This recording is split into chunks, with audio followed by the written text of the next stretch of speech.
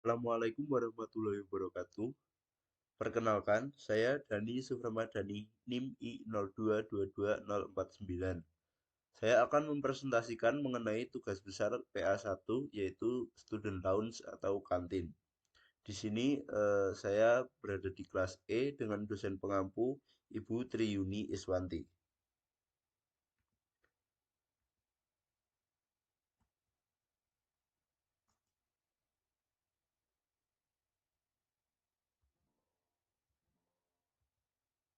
Yang pertama, saya akan menjelaskan konsep desain dari kantin yang saya buat. Deskripsi proyek. Jadi, proyek yaitu membuat sebuah kantin yang digunakan untuk makan serta tempat berkumpul bagi khususnya mahasiswa Fakultas Teknik. Lokasi site berada di sekitaran lapangan basket selatan Gedung 5 Fakultas Teknik UNS.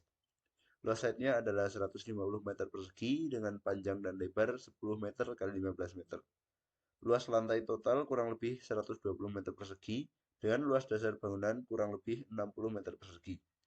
Kantin ini dilengkapi dengan ruang makan indoor dan outdoor. Kemudian konsep desain selanjutnya yaitu mengenai program ruang. Yang pertama analisis kebutuhan ruang. Aktivitas dari pembeli yang pertama datang, kemudian pesan atau prasmanan yaitu berada di tempat saji. Kemudian pembeli membayar itu di kasir. Setelah bayar kemudian makan, berkumpul bersama teman atau nongkrong, mengerjakan tugas, atau bersantai, itu berada di tempat makan outdoor dan indoor. Setelah itu aktivitas lain yaitu buang hajat, itu di toilet. Kemudian aktivitas yang dilakukan oleh pengelola. Pengelola yang pertama datang yaitu membutuhkan entrance atau tempat masuk, kemudian menyajikan makanan, itu berada di tempat saji. Setelah itu pengelola menerima pembayaran yang tentunya membutuhkan tempat kasir. Kemudian pengelola membereskan meja dari piring-piring kotor, gelas-gelas kotor di tempat makan outdoor dan indoor. Setelah membereskan meja, kemudian piring tentunya, piring yang kotor dan gelas yang kotor dicuci di tempat cuci piring. Setelah itu kegiatan lain dari pengelola yaitu menyimpan peralatan dan menyimpan barang-barang yang tentunya kebutuhan ruangnya adalah gudang. Selain itu juga aktivitas utama pada kantin yang menjadi eh, bagian utama dari suatu kantin tentunya memasak yang membutuhkan ruang dapur. Setelah itu juga tentunya pengelola memiliki aktivitas buang hajat yang membutuhkan ruang toilet. Selanjutnya matriks hubungan ruang. Yang pertama yaitu tempat saji dengan dapur. Tempat saji dengan dapur berhubungan sangat erat karena makanan dari tempat saji itu asalnya dari dapur dan dapur menyajikan makanan di tempat saji. Jadi keduanya memiliki hubungan yang sangat erat. Selanjutnya yaitu dapur dan tempat makan. Dapur dengan tempat makan berhubungan tapi kurang erat karena makanan yang dari tempat makan itu berasal dari dapur, saling berhubungan, tetapi tidak memiliki hubungan erat, tidak harus saling terhubung.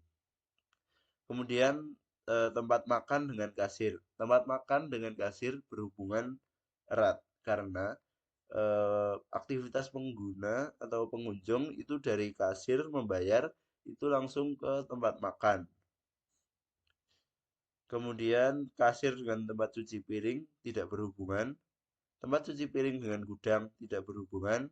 Gudang dengan toilet tidak berhubungan. Selanjutnya yaitu tempat saji dengan tempat makan. Tempat saji dan tempat makan berhubungan sangat erat karena makanan yang dibawa di tempat makan itu asalnya dari tempat saji. Jadi memiliki hubungan yang sangat erat. Kemudian dapur dengan kasir. Dapur dengan kasir memiliki hubungan yang kurang erat karena memiliki aktivitas yang tersendiri. Kasir memiliki bagian keuangan, sedangkan dapur di bagian masak-masak. Tetap berhubungan karena keduanya dilakukan oleh pengelola kantin tersebut. Jadi berhubungan tapi kurang erat. tempat makan dan tempat cuci piring memiliki hubungan yang erat karena piring kotor dari tempat makan itu langsung dibawa ke tempat cuci piring tanpa harus melalui ruangan-ruangan lain harusnya. Jadi tempat makan dan tempat cuci piring memiliki hubungan yang erat. Selanjutnya yaitu kasir dan gudang tidak berhubungan, kasir dan toilet tidak berhubungan. Lalu tempat saji dan tempat cuci piring itu berhubungan karena biasanya di tempat saji itu terdapat piring-piring maupun sendok-sendok untuk prasmanan yang diambil dari tempat cuci piring, sehingga memiliki hubungan tapi kurang erat. Selanjutnya dapur dan gudang. Dapur dan gudang menjadi dua ruangan yang tidak terpisahkan karena barang-barang yang digunakan pada aktivitas dapur itu tentunya diambil dari gudang. Sehingga gudang harus dengan mudah diakses dari dapur. Sehingga keduanya memiliki berhubungan yang erat. Lalu kasir dan toilet itu tidak berhubungan. Kemudian tempat makan dan toilet juga berhubungan tapi kurang erat. Pengguna utama toilet biasanya berada dari tempat makan. Selanjutnya tempat saji dan gudang itu tidak berhubungan. Lalu dapur dan toilet memiliki hubungan tapi kurang erat. Kan di dapur biasanya banyak koki-koki, itu juga tentunya pengguna utama toilet. Di sini dapur dan tempat makan menjadi dua ruangan yang berhubungan kurang erat dengan toilet, tapi masih berhubungan soalnya di kedua ruang itulah baik pengelola maupun pengunjung berada. Selanjutnya yaitu tempat saji dan toilet tidak berhubungan.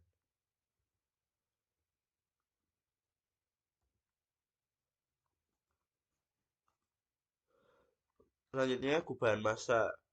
Gubahan massa bangunan ini adalah stereotomik atau bermassa padat.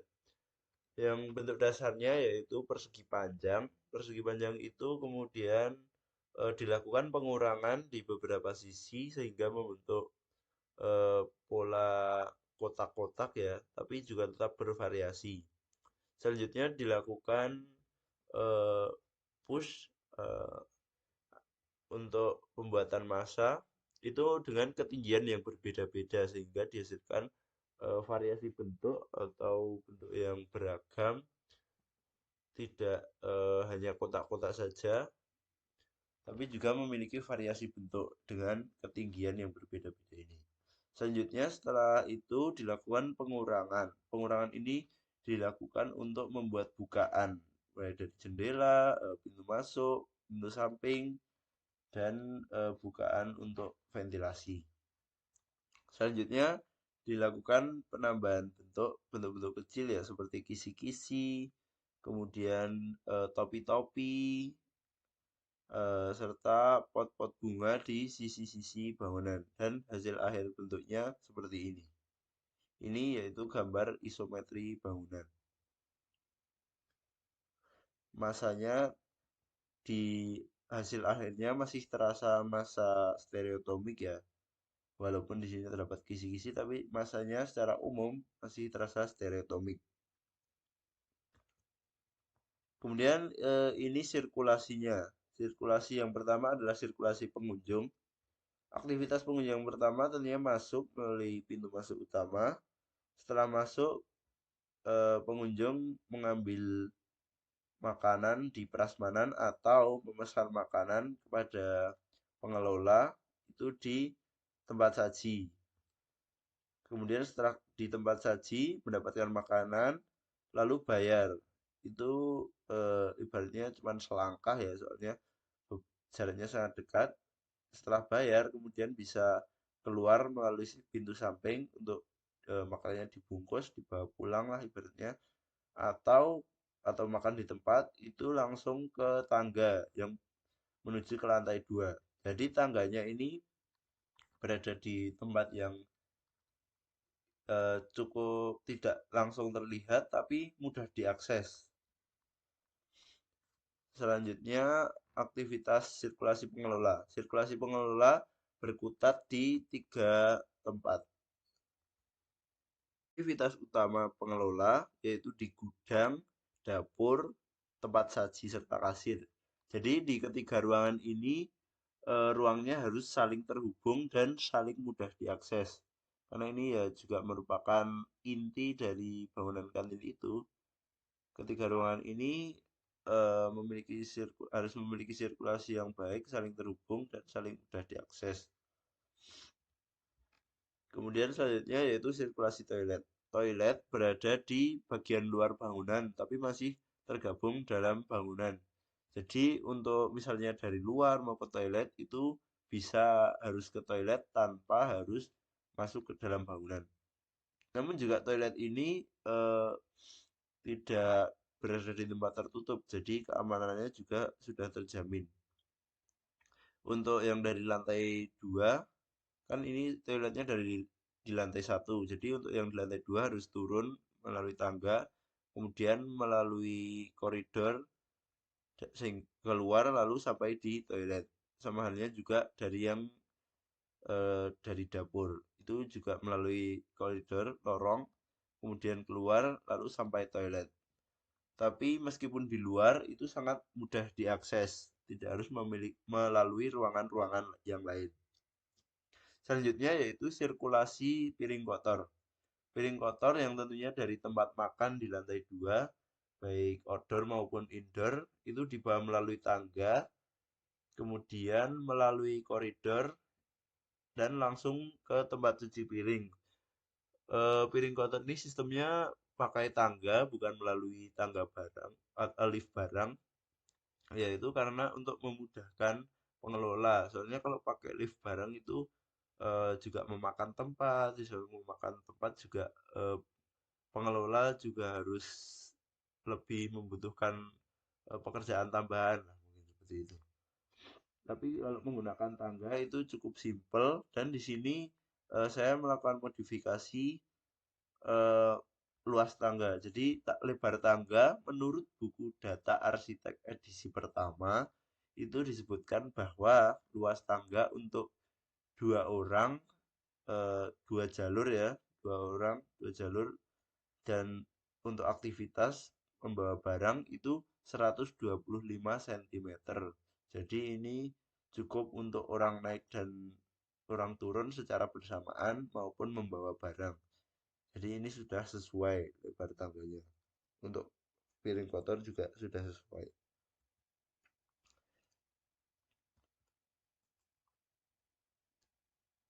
Kemudian juga kalau mau membawa piring kotor dari lantai 2 itu tidak harus melalui tempat lain ya, apalagi melalui pintu masuk atau harus keluar dulu itu enggak.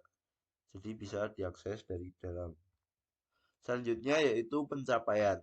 Pencapaian menuju site itu bisa diakses dari gedung 5, sangat dekat, cuman ke selatan dikit melalui jembatan langsung sampai di site. Kalau yang dari parkiran itu menuju ke arah barat, kemudian ke arah utara, lalu langsung sampai di site. Begitu pula yang dari arah selatan.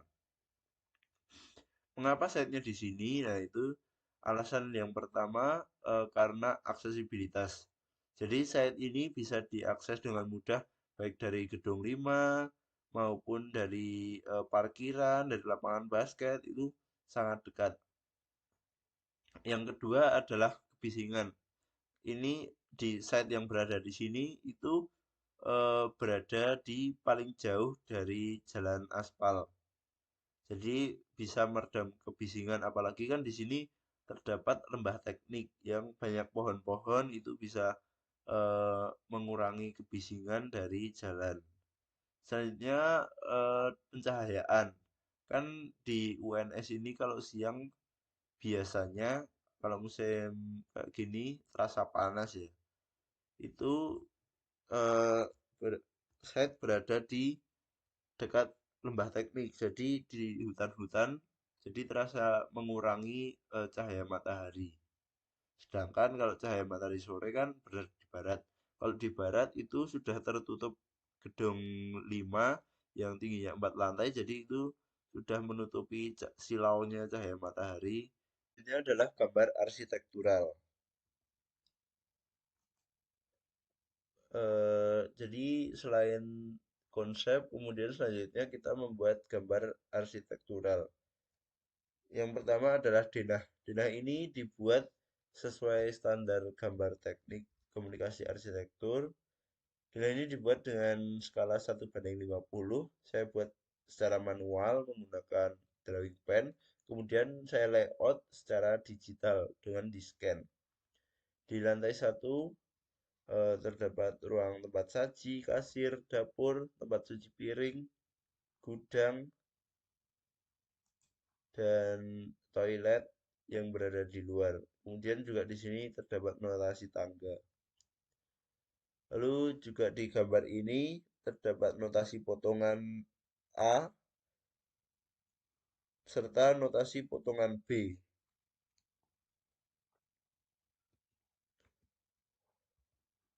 Selanjutnya adalah gambar denah lantai 2.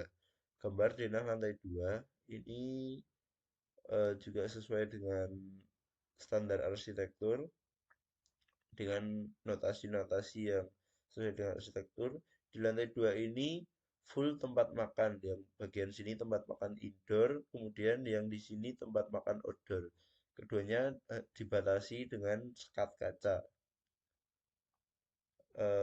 Tempat makan yang indoor ini berkapasitas sekitar 30 orang dan di outdoor itu sekitar 15 orang. Di setiap meja ini bisa memuat 6 orang karena biasanya kalau anak-anak teknik kalau ngumpul di kantin itu rame-rame bisa 4 orang, 5 orang, 6 orang atau bahkan lebih. Jadi ini mejanya saya buat dengan untuk 6 orang. Tapi juga di bagian sini terdapat meja yang hanya untuk satu orang. Jadi kalau yang ingin menginginkan privasi itu bisa duduk di sini sendirian gitu. Jadi ruangan ini bisa sangat cocok untuk bersantai, untuk makan maupun untuk mengerjakan tugas mahasiswa teknik. Selanjutnya yaitu side plan. Nah, di sini bangunan menghadap ke arah barat karena menghadap ke arah jalan akses masuk. Lalu di sekeliling bangunan itu terdapat lahan kosong sekitar 1 meter. Jadi bisa untuk lewat manusia, bisa untuk lewat jalan kaki maupun bisa dilewati oleh satu orang. Tidak nempel dengan pinggiran side, jadi tidak nempel dengan bangunan lain. Ini masih ada eh, side yang ditanami dengan rumput, itu lebarnya 1 meter. Lalu juga di bagian depan bangunan terdapat pohon. Lalu di sekeliling bangunan yang digunakan sebagai akses jalan itu dilakukan pengerasan dengan eh, beton. Jadi untuk di sekeliling bangunan itu dilakukan beton agar tidak jika musim penghujan itu tidak becek ya tanahnya. Tapi yang di sekitarnya yaitu rumput. Selanjutnya yaitu situasi. Nah, di gambar situasi ini sama seperti side plan tadi, dibuat dengan skala 1:50, dibuat secara manual dan di layout secara digital. Di sini nampak juga luas atapnya. Atapnya itu jatuhnya air dari ujung atap itu tidak sampai ke luar side, jadi masih di dalam side. Jadi seluruh bangunan ini termasuk atapnya masih di dalam side.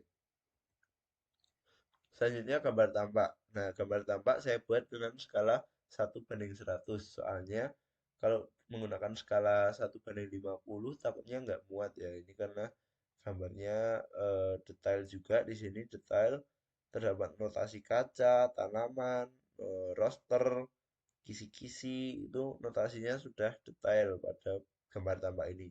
Ini tampak depan, kemudian tampak belakang, tampak tampak samping kanan, tampak samping kiri, itu sudah digambarkan dari keempat sisinya. Selanjutnya gambar potongan ini menjelaskan lebih detail konstruksi bangunan. Bangunan pada gambar dengan skala 1:50 ini terdapat dijelaskan material-material bangunan mulai dari fondasi hingga struktur atapnya, bahkan di kulit bangunan, pengolahan kulit bangunan. Di sini dijelaskan detil-detil material fondasi dan di sini atapnya menggunakan atap galvalum dan rangka baja ringan. Untuk kulit bangunan di bagian utara itu menggunakan roster semen dengan finishing cat warna putih. Lalu di dalamnya masih ada dinding bata dan untuk sekat ruangan indoor dengan tangga itu menggunakan kisi-kisi yang terbuat dari kayu.